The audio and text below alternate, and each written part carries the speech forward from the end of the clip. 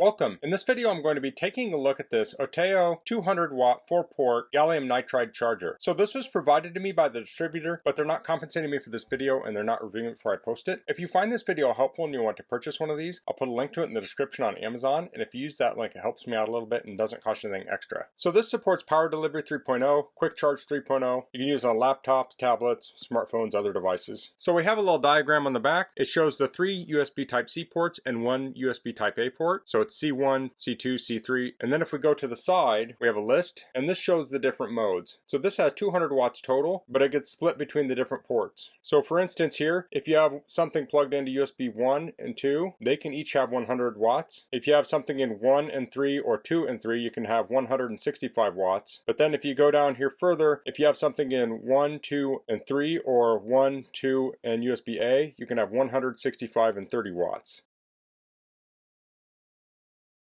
So let's get this open.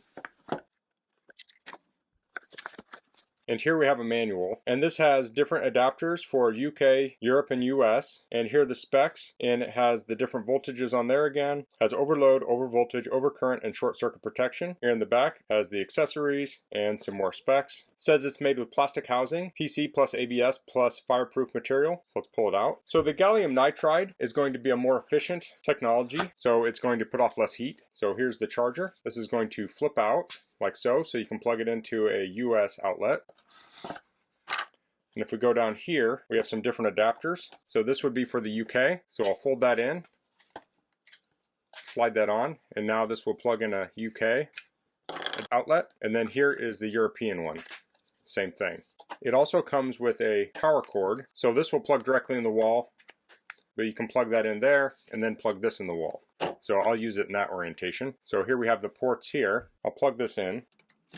So when I first plugged it in, it said 20 some watts on here, and now it says 0.6 or 0. It's kind of going back and forth between those. So that would be like the phantom voltage of this. So that's not a lot. If you left this plugged in all the time, you're not going to notice this on your power bill. So that's a nice feature. So this also comes with a USB Type-C cable. This cable's 40 inches. So if you're buying this to charge your USB Type-C laptop, it does come with one cable, so you'll be ready to go. So you can plug a variety of devices with this. You want to use your devices that use the most power on the top. So this would be your laptops, and then if you want to charge your phone, you should be able to plug your phone into any of these, but this is going to give you the most power for your higher power devices. So I'll plug this in here, and I have a couple devices here that use USB Type-C charging. The first is my Nintendo Switch, so plug into that. So that is charging, and the charger is currently drawing 20 watts. So that's all the Switch is asking from this charger. Next I have a first gen iPad Pro, so I'll plug that in.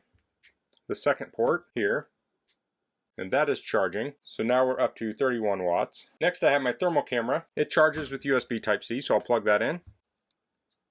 And that doesn't take a lot of power, so it's charging around 32 watts. And finally, I have an iPhone, so I'll plug that in the bottom.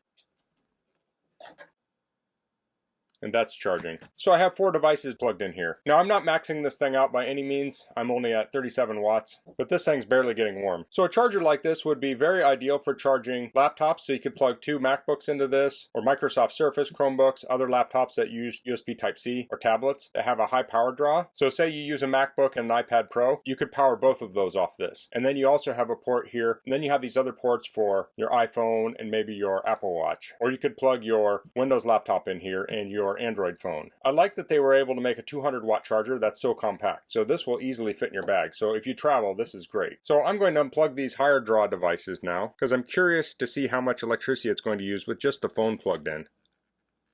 So now we just have the phone plugged in, and it's drawing 3.7 watts. It's actually dropped down a little bit, although the phone's mostly charged. So let me do the iPad, which is not mostly charged. It really needs a lot of charge. It's at 44%. So just the iPad's plugged in to the USB-A port, and it's drawing 16 watts. So that's very nice. It appears that this charger is only drawing as much power as it needs. So I'll unplug the USB here, and we're down to switching between 0 and 0.6 watts. So that's the OTAO 200W 4-port gallium nitride charger. If you're looking for a compact charger with a lot of power, I think this is a great option. So that's all I'm going to cover in this video. If you have any questions, please leave them in the comments. If you like this video, please click like. If you haven't subscribed to my channel, I'd appreciate if you could do that. And thanks for watching. Until next time, goodbye.